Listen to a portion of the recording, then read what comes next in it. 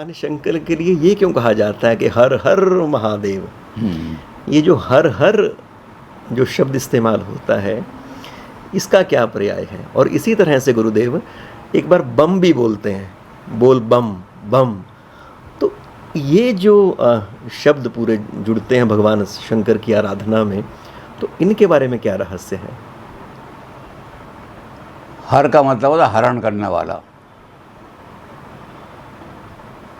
जो सारे दुखों का, हमारी आपत्तियों का और हमारे संकटों का हरण कर ले, वो हर है। ये हरण कर लेता है। और महादेव तो है ही, सब देवताओं में सबसे बड़े भगवान शंकर हैं, और सब देव हैं, भगवान शंकर महादेव हैं।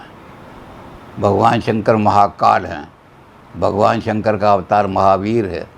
महा लगता है उनके साथ। हा जग एक वीर रघुवीरा। जब सीता जी को रावण ने उठाया तो सीता जी ने कहा कि दुनिया में एक ही वीर पैदा हुआ है और वो है रघुवीर। लेकिन वीर कहा उनको, राम को भी, महावीर नहीं कहा। राम महावीर नहीं कहलाते, कहीं लिखा हुआ है महावीर? महावीर कौन है? हनुमान जी, क्योंकि शिव के अवतार हैं वो। शिव महादेव हैं और हनुमान जी उनके अवतार हैं, तो हनुमान जी महावीर हैं, वीरों में भी वीर हैं सारे के सारे। तो हर हर महादेव का मतलब होता है कि भगवान शंकर हरण करो हमारी विपत्ताओं का हरण। वहाँ सारा दुख, व्याधि, पाप सब चीज़ हरण हो जाते हैं। तो इसलिए हर हर महादेव, हर हर महादेव।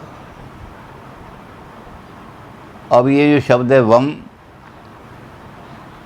वम शब्द कहीं भी वैदिक साहित्य में नहीं मिलता। वम और फट दो शब्द जो हैं, ये बीज मंत्र हैं जो तंत्र में मिलते हैं। फट का शब्द तो फिर भी एक जगह मिल जाता है अथर्ववेद में, लेकिन वम कहीं नहीं मिलेगा। वैष्णव ग्रंथों में तो जब हम कहते हैं वम, तो ऐसा लगता है कि कोई तांत्रिक रूप आ गया सारा इसका। तो भगवान शंकर की जो पत्नी है वो तंत्र की अधिष्ठात्री हैं,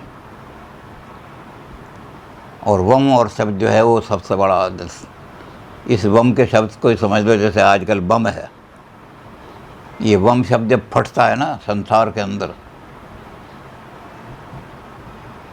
तो विध्वंस कर देता है। बीज मंत्र है, इसलिए इसके बीज के रूप में जाप होता है। इसको अगर खोल करके जाप करेंगे तो फट जाएगा, ऐसी एनर्जी निकल जाएगी, नाश हो जाएगा सबका। तो भगवान शंकर का जब यज्ञ चल रहा था दक्ष का, और दक्ष ने उनकी पत्नी का अपमान किया, तो भगवान शंकर ने वीरभद्र को भेजा। वीरभद्र ने जा करके उसका, दक्ष का सिर काट करके यज्ञ में चढ़ा दिया।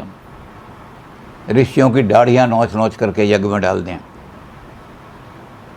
तो उन्होंने दो चार ऋषि जो थे बड़े बड़े, उन्होंने कृतिकाएँ पैदा की मंत्र से, भयंकर। जैसे काली का रूप होता है ऐसी कृतिकाएँ, वो लड़ गई उससे, वीरभद्र से। वीरभद्र ने आकर शिव जी को बताया कि मैंने यज्ञ तो विध्वंस कर दिया, बदला तो ले लिया, लेकिन मुझे उन्होंने कृतिकाओं ने डरा दिया। तो भगवान शंकर गए वहाँ, अपना रूप, सारा रुद्र रूप दिखाया, सारा उनका चक्कर है। तो वो जो दक्ष था उसका सर तो कट गया था, लेकिन सब ने कहा दक्ष का यज्ञ पूरा करने के लिए इसको जीवित करो। तो भगवान ने क्या किया कि वहाँ बकरा एक पड़ा, जो बकरा मंगाया था ना बलि चढ़ाने के लिए, उस बकरे का सिर काट के और उसको दे दिया, और बकरा जो था बम बम बोलने लगा। तो भगवान शंकर के आराधना में कि जो भगवान शंकर जिसको दंड देते हैं, उनकी आराधना करने के लिए फिर जो प्रसन्न होते हैं, उसी वाणी से प्रसन्न होते हैं। बोलो बकरे की तरह बोलो बम बम बम बम।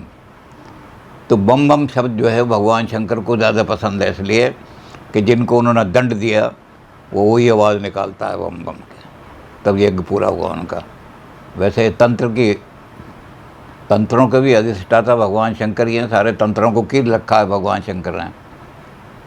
जो लोग सप्तशती का पाठ करते हैं वो कीलक का जाप करते हैं कि बिना कीलन के, निष्कीलन के, यानी बिना उनको कीलिक मंत्र जो हैं उनको बिना निष्कीलन किए हुए कोई मंत्र सिद्ध हो ही नहीं सकता।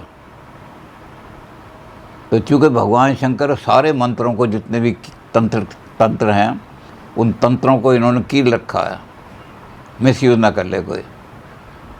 तो इसलिए तंत्रों का जो बीज मंत्र है वम वम, ये बीज मंत्र है। तो बीज मंत्र की कोई व्याख्या नहीं होती। बीज मंत्र तो वो हैं जो विस्फोटक हैं, सारे एनर्जी को विस्फोट करने वाले हैं।